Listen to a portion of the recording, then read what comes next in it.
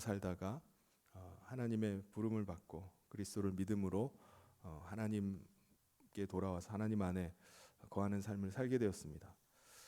저와 여러분의 소속은 바뀌었어요. 우리는 세상에 속한 자가 아니라 하나님께 속한 자가 되었습니다. 하나님께 속했다는 의미가 뭘까요? 하나님의 생명으로 살아가는 자가 되었다는 것입니다. 영생하는 생명을 가진 하나님의 자녀, 하나님의 아들이 되었다는 의미입니다. 근데 여러분, 언제 우리가 하나님의 생명을 가지게 되었을까요? 우리에게 육체의 생명 말고 다른 하나님의 생명이 어떻게 생긴 거죠? 우리 안에 하나님의 아들이신 그리스도께서 임하심으로 말미암아 그리스도의 생명으로 우리가 다시 태어난 것입니다. 그의 생명을 가지게 된 거예요. 다시 말해서 하나님께서 그리스도로 말미암아 우리를 낳으신 겁니다.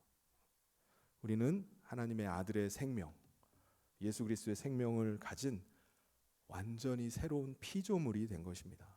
이것을 다른 말로 거듭났다고 말합니다. 그러므로 우리는 우리를 낳으신 분을 사랑하게 되었어요. 우리가 우리를 낳은 부모님을 사랑하잖아요. 엄마 아빠를 사랑하고 나를 낳아주셨기 때문에 그에게 그를 사랑하고 그를 공경하고 존경을 합니다.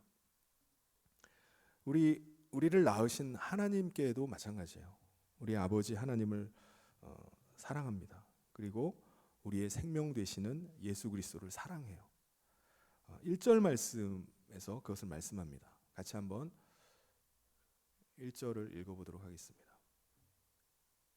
같이 한번 읽겠습니다. 시작. 예수께서 그리스도이심을 믿는 자마다 하나님께로부터 난 자니 또한 낳으신 이를 사랑하는 자마다 그에게서 난 자를 사랑하느니라. 화면을 좀 조정을 해주시겠습니까? 좀 줌을 당겨서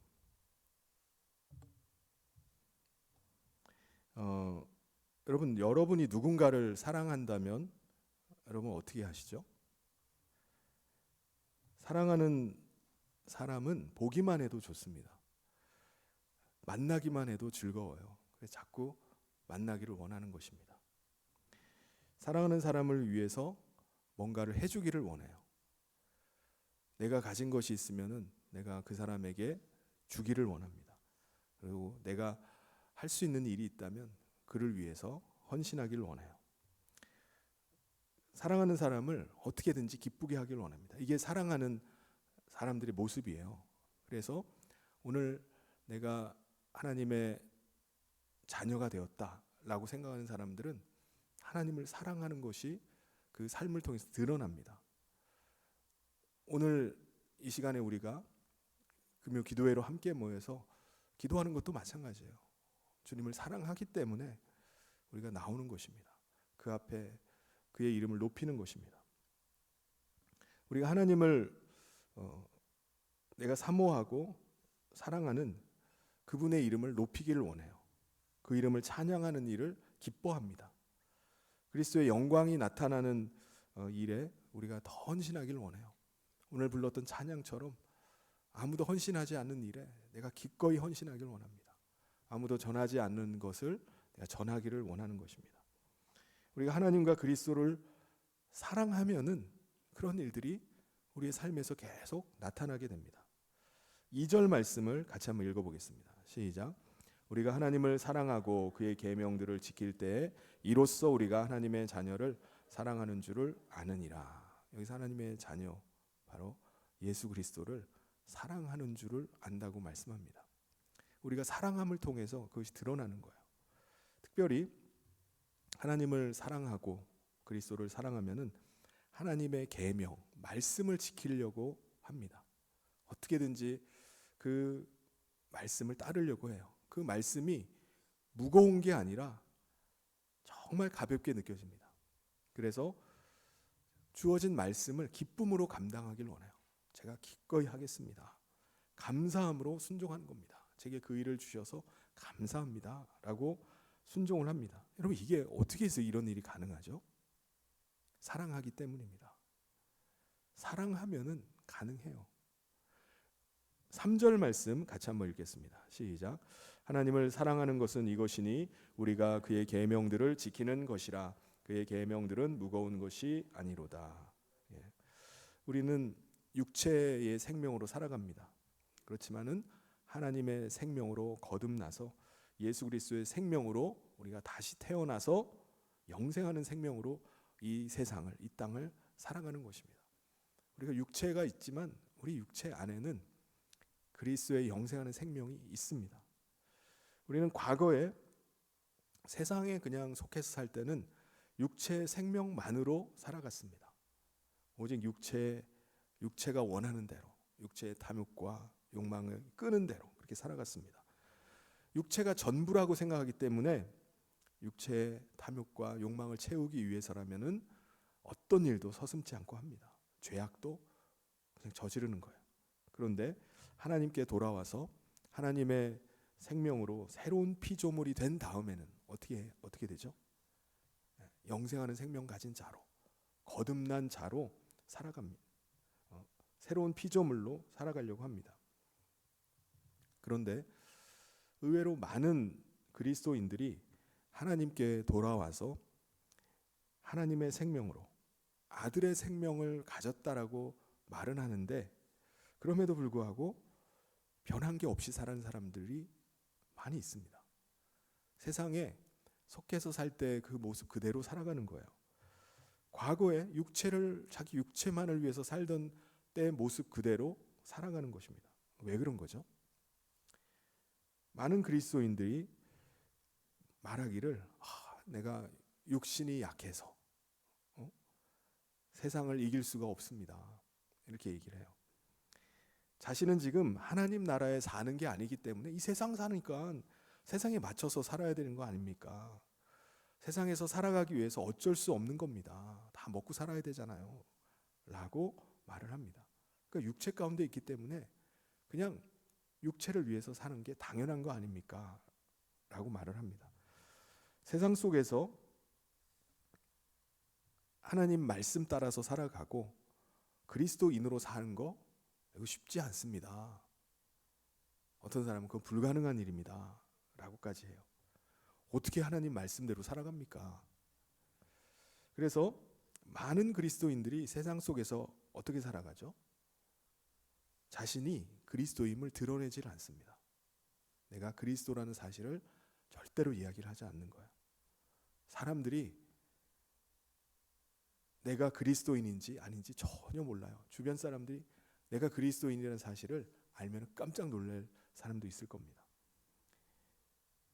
그리스도인이 되어서 그리스도인이라는 사실이 알려지면은 내게 족쇄가 채워진다고 생각하는 거예요.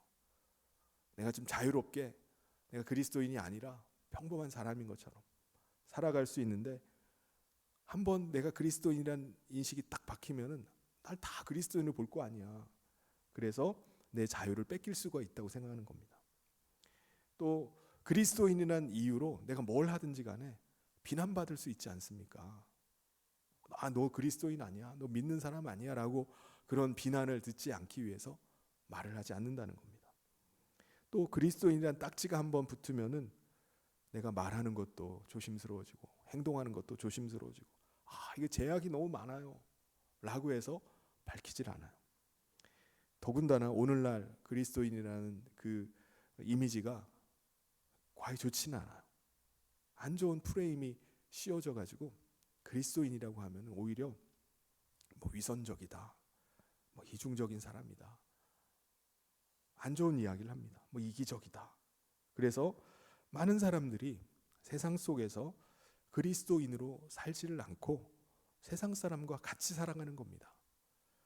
영생하는 생명이 있다고 하는데 육체로 살아가는 사람과 세상에 속해서 살아가는 사람과 별 차이가 없는 거예요. 세상 사람들과 같은 모습으로 살아갑니다. 세상 사람이 추구하는 거 똑같이 추구해요. 주일날 교회에 나와서 예배 드리는 거 외에는 말하는 것도 똑같고 생각하는 것도 똑같고 사는 방식도 똑같이 살아갑니다. 세상 사람들이 추구하는 거, 그 탐욕과 욕망을 추구하는 것처럼 자기도 똑같이 그것을 추구하면서 살아가요. 그래서 많은 그리스도인이 완전히 세상에 속한 것도 아니고, 그렇다고 세상을 완전히 등진 것도 아니고, 그냥 애매한 모습으로 그렇게 살아가는 것입니다. 혹시 여러분은 어떻습니까? 그런데 우리에게 자신의 아들까지 내어주시고 하나님의 생명으로 살게 하신 하나님의 뜻은 뭐죠? 왜 우리를 거듭나게 하신 겁니까? 왜 우리를 새로운 피조물이 되게 하신 거죠? 하나님의 뜻은 도대체 뭡니까? 세상을 이기는 자가 되는 게 하나님의 뜻입니다. 이기는 삶을 살기를 원하시는 게 하나님의 뜻이에요. 우리의 생명 되시는 예수님도요, 이 세상에 계실 때 육체로 계셨습니다. 육체 가운데 우리와 똑같이 사시면서 세상을 이기셨습니다. 우리 5장 4절을 같이 한번 읽어보겠습니다. 시작. 무릇 하나님께로부터 난 자마다 세상을 이기느니라. 세상을 이기는 승리는 이것이니 우리의 믿음이니라. 세상을 이기는 것은 뭐라고요? 우리의 믿음입니다. 예수님을 믿는 사람은 세상을 이길 수밖에 없다고 말씀합니다. 왜냐하면 세상을 이기신 예수님을 우리 마음 가운데 모시고 살기 때문입니다. 5절에 보면은 이렇게 말씀합니다. 같이 한번 다시 읽겠습니다. 시작. 예수께서 하나님의 아들이심을 믿는 자가 아니면 세상을 이기는 자가 누구냐? 여러분, 예수님은 이 땅에 사실 때 어떻게 사셨다고요? 육체 가운데 우리와 똑같은 육체로 사셨습니다. 진짜 하나님의 아들이 이 땅에 육체로 오셨습니까? 진짜입니까? 진짜 육체로 우리와 똑같이 세상에서 사시고 이기신 거 맞습니까? 라고 질문할 수 있어요. 하나님의 아들이니까 그렇게 육체로 세상을 이기고 승리하셨죠. 하나님의 아들이니까 가능한 거 아닙니까? 라고 하는데 예수님은 우리와 똑같은 육체로 이 세상을 사셨습니다. 그래서 성경은 이 땅에 육체로 예수님이 사셨다, 그건 분명하다라는 것을 세 가지 증거를 댑니다. 첫 번째 증거는 예수님의 세례입니다. 세례. 물에서 세례를 받으신 거예요. 세례 요한이 사람들에게 회개 세례를 받으라고 외쳤습니다. 누가복음 3장 3절에 요단강 부근 각처에 와서 죄 사함을 받게 하는 회개 세례를 전파했다고 말씀합니다. 그래서 많은 사람들이 요단강으로 나와서 그에게 세례를 받았어요. 그런데 예수님도 세례 요한에게 나오시는 거예요. 아니, 죄가 없으신 하나님의 아들이 거기 왜 옵니까? 회개의 세례를 왜 받습니까? 근데 예수님은 우리와 똑같은 육체를 입고 계셨기 때문입니다. 그러면 예수님도 우리와 똑같이 육체의 탐욕과 욕망을 쫓아서 살아갔던 분입니까? 아니에요. 죄가 없으신 하나님의 아들이십니다. 그래서 하늘에서 음성이 세례받을 때 들려왔습니다. 마태복음 3장 17절에 하늘로부터 소리가 있어 말씀하시되 이는 내 사랑하는 아들이요 내 기뻐하는 자라. 그분이 세례는 받지만은 내 아들이라는 거예요. 육체로 임하셨기 때문에 세례를 받으신 겁니다. 물에서 회개 세례를 받으셨던 거예요. 그래서 예수님이 세례를 받으신 거, 그 물이 바로 육체로 오신 첫 번째 증거입니다. 두 번째 증거는 예수님께서 십자가에 달려서 피를 흘리신 거예요. 죄가 없으신 하나님의 아들이 왜 십자가에 달립니까? 왜 죄인이 달려야 되는 그 십자가에서 고통을 당하시고 피를 흘려 죽으셨습니까? 예수님이 십자가에 달리신 이유는 바로 인간 대신 피 흘려 죽기 위해서입니다. 예수님께서 이 땅에 오신 목적이 뭐죠? 대속의 제물인 어린 양으로 죽으시기 위해서입니다. 그래서 십자가에서 피 흘려 죽으신 것이 예수님이 육체로 오신 두 번째 증거예요. 피가 바로 증거입니다. 세 번째 증거는 성령님입니다. 성령님이 육체로 오신 예수님께 임하셨어요. 여러분, 이 땅에 사시는 동안에 예수님은 철저하게 아버지의 뜻을 쫓아서 사셨습니다. 어떻게 이게 가능하죠? 우리와 똑같은 육체를 입으셨는데 어떻게 그 모든 사명을 아버지의 뜻을 다 순종하시고 이루셨습니까? 바로 예수님께 임하신 성령님을 통해서 그 일을 감당하셨던 겁니다. 그래서 성령님이 바로 예수님이 육체로 오신 세 번째 증거입니다. 사도행전 10장 38절에 하나님이 나사렛 예수에게 성령과 능력을 어떻게 하셨다고요?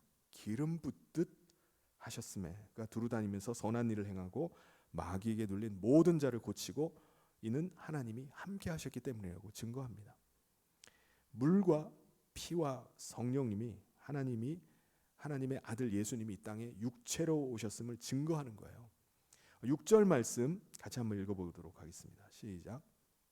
이는 물과 피로 임하신 이시니 곧 예수 그리스도시라. 물로만 아니요 물과 피로 임하셨고 증언하는 이는 성령이시니 성령은 진리니라. 증거하는 이가 뭐라고요? 물과 피와 성령입니다. 7절 8절 증언하는 이가 셋이니 성령과 물과 피라. 이 셋은 합하여 하나니라. 하나같이 예수님이 바로 육체로 오셨음을 증거하는 겁니다. 예수님이 하나님의 아들이니까 그렇게 이 세상에서 이기셨죠. 세상에서 육체로 이 땅에서 그렇게 승리하는 삶을 사셨죠. 하나님의 아들이니까 가능한 거 아닙니까? 아니에요. 예수님도 우리와 똑같이 육체로 사셨습니다. 하나님께서도 하나님의 아들이 이 땅에 임하실 것을 미리 증거하셨습니다. 9절에도 보면 만일 우리가 사람들의 증언을 받을진대 하나님의 증거는 더욱 크도다. 하나님의 증거는 이것이니 그의 아들에 대하여 증언하신 것이라고 말씀합니다. 만약에 예수 그리스도께서 우리 안에 계심을 믿는다면 우리에게도 증거가 나타날 수밖에 없어요. 바로 성령님입니다. 성령께서 아들 예수님이 우리 안에 거하심을, 우리가 육체로 살지만은 우리 안에 영생하는 생명으로 살고 있음을 증거해 주십니다. 고린도후서 13장 5절을 같이 한번 읽겠습니다. 시작. 너희는 믿음 안에 있는가? 너희 자신을 시험하고 너희 자신을 확증하라. 예수 그리스도께서 너희 안에 계신 줄을 너희가 스스로 알지 못하느냐? 그렇지 않으면 너희는 버림받은 자니라. 아멘. 그러므로 우리가 예수 그리스도께서 저와 여러분 안에 계심을 믿는다면은 성령님께서 우리 가운데 그리스도를 계속 증거해 주십니다. 예수 그리스도의 음성을 들려주세요. 그래서 우리가 육체 가운데 살지만 그리스도의 영생하는 생명 가운데 살고 있음을 계속해서 증거로 확증을 해주십니다. 내가 예수 그리스도와 함께 살고 있구나. 내가 그의 생명 가운데 있구나. 여러분, 하나님의 아들 예수님은요, 죽음을 이기고 부활하셨습니다. 영생하는 생명으로 하나님 보좌 우편으로 승천하셔서 하나님 보좌 우편에 지금 거하고 계십니다. 여러분, 예수님도 이 땅에 거하실 때, 예수님이 육체 가운데 사셨을 때 여러 가지 고난이 있었어요. 십자가를 앞에 두고 육체의 고통과 죽음의 두려움이 밀려들었습니다. 그런데 예수님은 끝까지 영생하는 생명으로 사셨습니다. 죽음을 두려워하지 않으셨어요. 그리고 장차받을 영광을 위해서 십자가를 참아내셨습니다. 우리 히브리서 12장 2절을 같이 한번 읽겠습니다. 시작. 믿음의 주요 또 온전하게 하시는 이인 예수를 바라보자. 그는 그 앞에 있는 기쁨을 위하여 십자가를 참으사 부끄러움을 개의치 아니하시더니 하나님 보좌 우편에 앉으셨느니라. 아멘. 예수님이 십자가를 지시기 전에 어떻게 하셨죠? 어떻게 그 일을 감당하셨습니까? 겟세마네 동산에서 기도하심으로 그 일을 감당하셨던 겁니다. 예수님께서도 우리와 똑같은 육체 가운데 거하셨기 때문에 죽음의 두려움이 밀려오고 또 부끄러움과 고난의 그 두려움이 계속 몰려올 때 그때 기도로 그 일들을 감당하셨던 겁니다. 오늘 우리가 육체 가운데 영생하는 생명으로 세상을 이길 수 있는 방법이 뭐겠습니까? 주님의 능력을 의지하면서 엎드리는 거예요. 기도하는 것입니다. 육체 가운데 우리가 사는 동안에 사탄이 계속해서 시험하고 유혹을 합니다. 우리를 넘어뜨리려고 해요. 그때마다 이기고 승리를 하기 위해서 주님 앞에 엎드리는 겁니다. 하나님께 구하는 거예요. 예수님도 그 결과 죽음과 어둠의 권세를 이기시고 십자가에서 승리하셨습니다. 그 결과 오늘 예수 그리스도의 대속의 은혜를 믿는 자마다 죄에서 자유함을 얻게 하시고 하나님 나라에 속한 자가 되게 하신 겁니다. 그의 은혜로 저와 여러분이 성령님을 통해서 하나님 아들을 모시고 또 영생하는 생명으로 살게 된 줄 믿습니다. 우리 12절 말씀 같이 한번 읽어보겠습니다. 시작. 아들이 있는 자에게는 생명이 있고 하나님의 아들이 없는 자에게는 생명이 없느니라. 사랑하는 성도 여러분, 우리가 육체 가운데 살아가지만 우리는 예수 그리스도를 믿음으로 그리스도 안에서 거듭난 줄 믿습니다. 새로운 피조물이 되었습니다. 우리 안에 임하신 그리스도의 생명으로 살아가고 있습니다. 우리의 육체는요 연약합니다. 육체는 시간이 지나갈수록 점점점 낡아져 가고 힘이 없어지고 결국은 세상을 떠나게 됩니다. 그렇다 할지라도 여러분 두려워하지 마시길 바랍니다. 우리는 우리 안에 거하시는 영생하는 생명으로 살아갑니다. 그러므로 장차 나타날 영광을 바라보면서 소망 가운데 살아갈 수 있기를 바랍니다.